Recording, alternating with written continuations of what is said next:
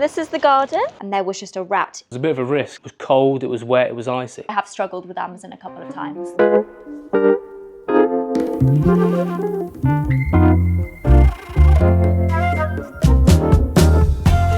We've just finished it. Literally this morning, Matt was frantically painting the doors. Finishing the doors. We won't talk about the door. They're not quite fixed the way I want them to be. So we've literally just finished the garden renovation over the past week. Yeah. And this is our little island garden of our beautiful waterside view. Everything in our house comes over by a little motorboat. All these sleepers, all the turf, all the soil, everything had to come on there. We've literally had tons of soil on that boat. Little sturdy thing. So this is the front of our house. So we can sit up there, have a little morning coffee and look out on the beautiful river. And this stretch is all ours. This was supposed to be like main entrance door? So that door can be one of the main front entrances. We are currently experiencing some issues with the handle. Okay. So it's a little bit broken, so we're fixing that. So you're gonna have to come down our very narrow walkway, which is the side door. Yeah. This is... It's like a mini shed. Yeah, don't look at all the mess here, there's a lot going on. But this is all the tools and stuff that we need when you live on an island. We've recently bought a lot of gardening stuff and doing the garden. Welcome to the kitchen. Yeah. So, this is where the magic happens. Matt loves to cook, so Matt will always be cooking every evening. Everything from scratch. I enjoy eating. I enjoy eating more than I do cooking, but you have to do the cooking to eat. So this is it, Sash gets to eat it every day. And it's like proper house with proper insulation. Yeah. Walls. Proper gas cooker. Yeah. All the gas comes through, all the electricity comes through. Everything is traditional as a normal house. Even the gas, Yeah. it's not like a gas tank. No, it gets pumped in under the river with a big pipe that goes into the middle bit and then gets distributed to all the houses. And then you have a proper kitchen with dishwasher. Yeah, everything you can imagine from a normal conventional house, we have it. Other than a freezer, we haven't got a freezer. Yeah. Just quite a pain. We've got a small little fridge. I have an undercounter. Yeah, a little under-counter fridge, which is not big enough for me. I like to have lots of things, lots to eat, but it's not big enough. In the shed, Well, there's a little space under. I'm going to get a freezer and put it in there, I think, so I'll need to build the space.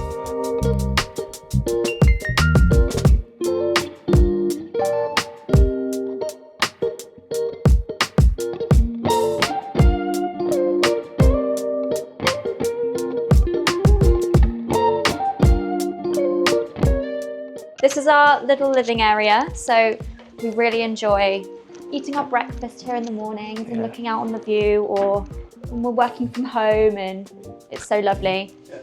We've got a little drinks cabinet here. So you carried it on the boat? Everything was carried over, yeah. That was quite difficult actually. It's heavier than it looks. It's quite old-fashioned like wood stuff.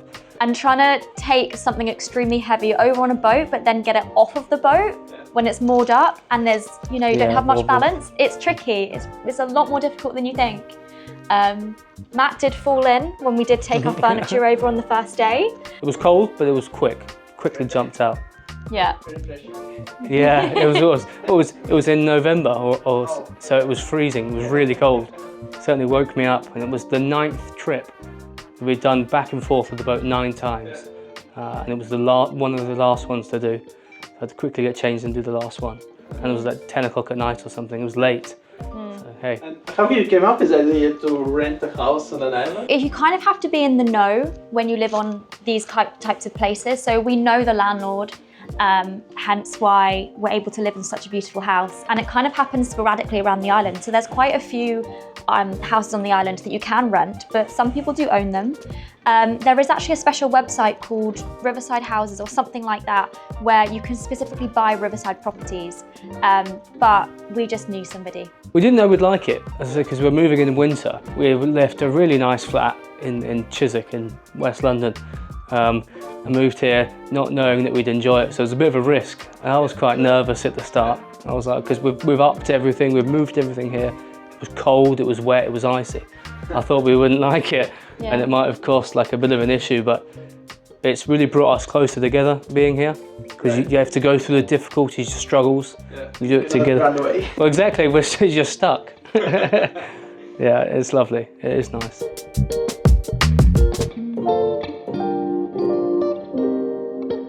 So we've got quite a spacious kind of open plan living room, which is really nice. So you will always catch us on the sofa just lounging. It's so comfortable. It's really big.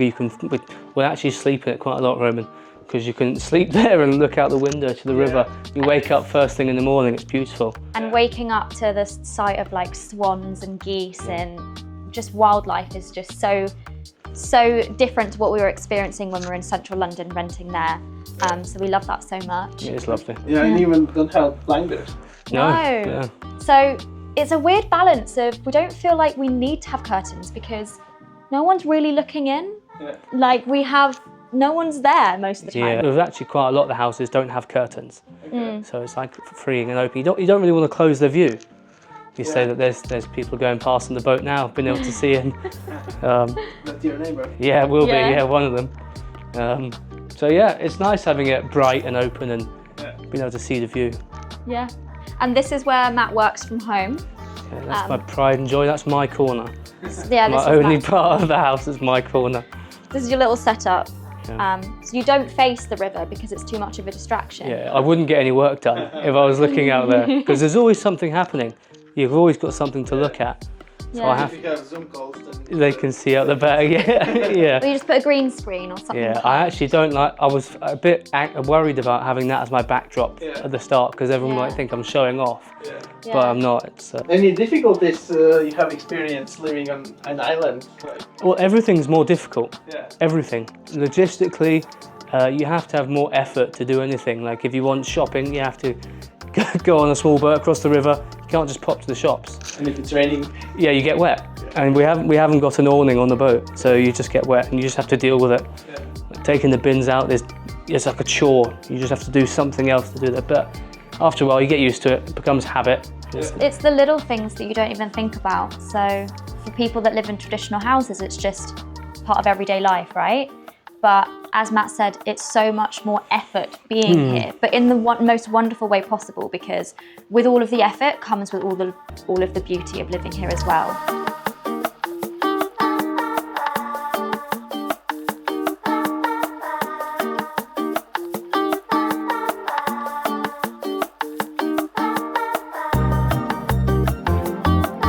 So this is our south-facing sort of bathrooms. We get quite a lot of light that comes in from the skylight. So we're north-facing on that side. So this is our little bathroom. So we've got a bath, shower, washing machine, everything you can think of. A handy tumble dryer. And we do quite well with storage. We have all storage up there as well. So anything just gets put up there. So this is quite a spacious bathroom, I think. And this is our bedroom. So we're still working on decorating this room. So again, we have some storage behind there as well. So this is quite a small bedroom, but it's quite cozy and cute. So it's a little kind of hideaway space. Again, the big skylight. It's nice to wake up in the morning with natural light. Yeah. We do have a curtain, but we don't use it ever. Yeah. Because we missed that being in London. Our previous house was very dark. And actually waking up to the natural light is just it's lovely. so nice. It's nice how the storage is made there. And Yeah, again, we've got... Trying to hide stuff away. We've got the Christmas decorations in there and things like that.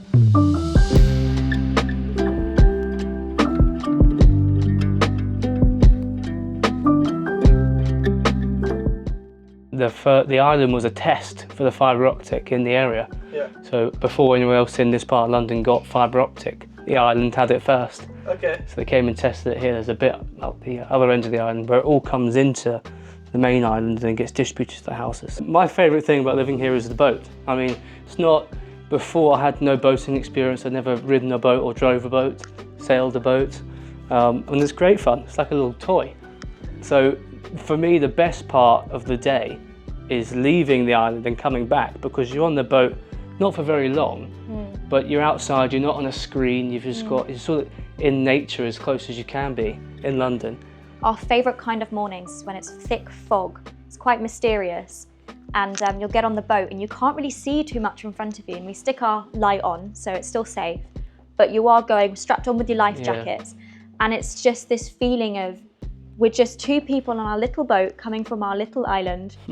And then we just merge into the sea of London commuters, all suited and booted, and they have no idea that we've just come from an island that does not have a bridge in the middle of London. Well, in the middle of, in London. So that for us is probably one of the biggest things as well. And then takeaways. We can't get takeaways to the house, but we can get them to the mainland over there. Okay. So we've actually only done that once whilst living here. So we're still working on Uber Eats getting a boat. Yeah. Which would be nice. Yeah, well this is it. We've been trying to channel the drone deliveries. We could be the pilot, like Amazon, the test let us driver. know. Yeah. Amazon, let us know if you want us to try on Yeah, your if drone I could stick my deliveries. hands out the window and catch my delivery, it would be fantastic. The other thing is also, like post. There's a secure postal location over there which we can go and collect the bits and then bring it onto the island. Okay. So yeah, there's no postman that comes on the boat or anything like that. Your address is here. Yes. Yeah. Yeah, it's here. Yeah. Well, thankfully the Royal Mail delivery man knows where to deliver it. Yeah. But like Every or DPD or other delivery services, they don't know. Yeah. So we do get lots of things lost. Okay. But that's actually the con of living here. Yeah. Yeah. Is that I have struggled with Amazon a couple of times. They've rung me like, where are you? And I'm like, I'm coming on the boat now. And then they've gone. So that is one thing that we do struggle with. But you just adapt and you change, right? So I've been doing less online shopping. So I guess that's a pro. I don't believe it. There's still parcels all the time. See, this is the goose that keeps trying to get onto my lawn, onto the grass. So that's one of the other cons about being here. The wildlife are beautiful and we love the wildlife, but they're extremely territorial. We recently laid turf and that goose He's thinking about it. keeps trying to come onto our lawn and eat it. So we have been guarding it like a Because guard they dog. ruin the grass. They ruin it. They pick it all up and take it apart. They've done it to the neighbours and I'm not having them do it to mine. Ours. We just did that garden. What about snakes, rats, mice? Well, So we haven't had any, that was one of my other most common asked questions is what about the rats on the island? Yeah. So we haven't had any experiences with rats, touched wood, yet. yeah. However, one of my neighbours has had an experience with a rat and she was just out and about and she came back home and she looked in her bin and there was just a rat chilling inside her bin. So she's de-ratted her house by filling in all the holes and stuff. Thankfully, we haven't had an experience yet, but we don't leave rubbish outside the house overnight or for more than a few hours because we are concerned about rats. Because apparently riverside rats are they can swim. Rats can swim, so it can just come over the river, not protected by a rat. So far, nothing like that, or snakes, or nothing. We've been very, very lucky that we haven't had any bad experiences with that. You get mosquitoes at dusk. Yeah. And when the sun goes down, you get lots of mosquitoes in the evening. As soon as we moved onto the island, we created an account called London Island Living, and it kind of took off because people are so interested. So we're across TikTok, Instagram, YouTube. You can follow along our journey if you're interested. Yeah, great. Thanks for showing around. Thank you. Thanks for coming. Yeah, all right. Thanks for watching. Let us know what do you think. Could you live on an island in London? Links from guys I will leave in the description below and see you in the next one. Cheers. Cheers.